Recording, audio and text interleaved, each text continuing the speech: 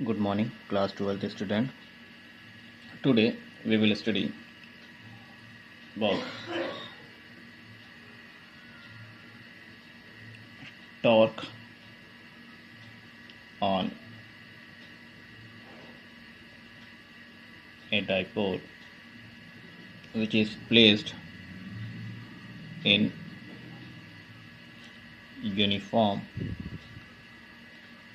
electric field.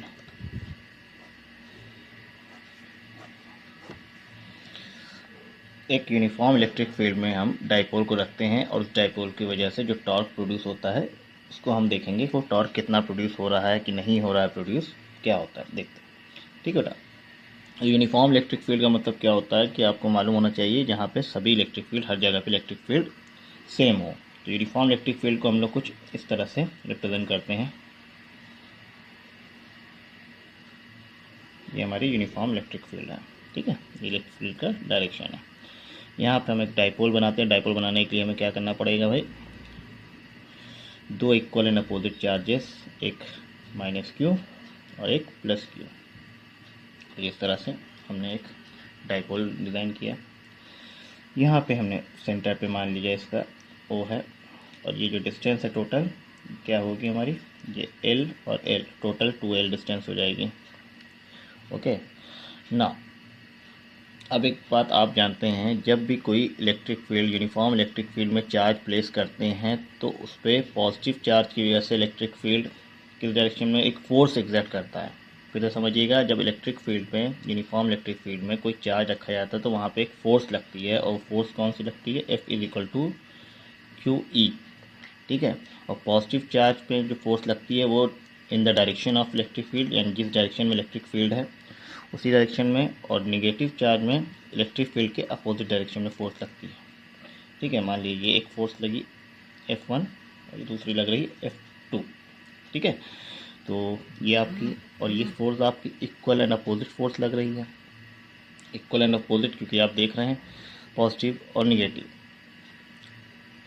तो हम ये कह सकते हैं जो नेट फोर्स होगी हमारी F1 = F2, तो नेट फोर्स हमारी क्या हो जाएगी, =0। ये हमेशा आप याद रखेंगे। नेट फोर्स, जब भी किसी यूनिफॉर्म इलेक्ट्रिक फील्ड में कोई चार्ज रखा जाता है या डाइपोल रखते हैं तो उस डाइपोल पे जो नेट फोर्स लगती है वो क्या होगी, 0। हमेशा ऑलवेज नेट फोर्स 0 होगी। ओके, अब नेट फोर्स 0 है। अब आप देख रहे हैं ये आपका क्या है, इसका सेम लाइन ऑफ फोर्स भी नहीं है।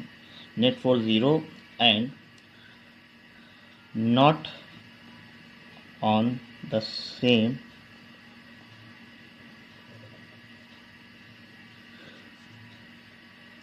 line of action या same line of force due to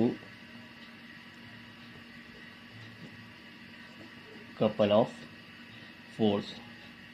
तो होता क्या है, अब आप देखिए सेम लाइन ऑफ फोर्स कहने का मतलब ये है कि इस पॉइंट पे देखिए ये इस तरह से एक इधर फोर्स जा रही है, एक इधर फोर्स, मतलब सेम लाइन में तो नहीं है। अगर सेम लाइन में होती मतलब यहाँ पे भी होता और इधर जाता। तो कहने का मतलब है सेम लाइन ऑफ फोर्सेस नहीं है और नेट फोर्स 0 है, तो क्या होगा यहाँ पे ये रोटेट करने लगेगा। और रोटेट करेगा किससे, ये अबाउट सेंटर ऑफ मास, इस एक्सिस से ये अपने रोटेट करेगा और ये फोर्स कुछ इस तरफ इसको घुमाएगा और ये फोर्स इस तरफ घुमाएगा, यानी दोनों तरफ क्लॉकवाइज डायरेक्शन में होगा। तो यहाँ से भी हमारी टॉर्क प्रोड्यूस होगी। तो टॉर्क टॉर्क को हम लोग टाउ सिंबल से प्रेजेंट करते हैं और टाउ का फॉर्मूला हमें पता है, टॉर्क बराबर होता है force into perpendicular distance between the force.